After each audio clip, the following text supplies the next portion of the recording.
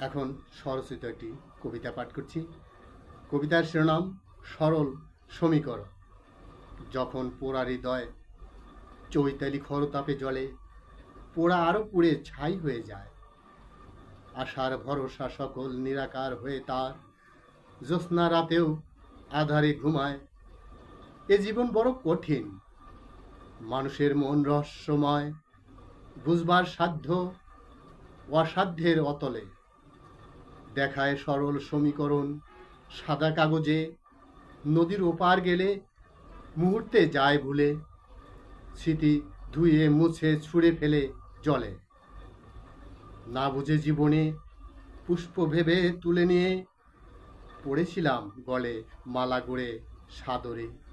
মালিকার মতোই ভালোবেসে চলেছি পথ, ভুলের কথাও ভুলে গিয়ে বারবার সহস্রবার নিয়েছি বুকে আদরে। জানে কেউ কেউ, অনেকেই অজানা, সে জেনেও জানে না এখন আর।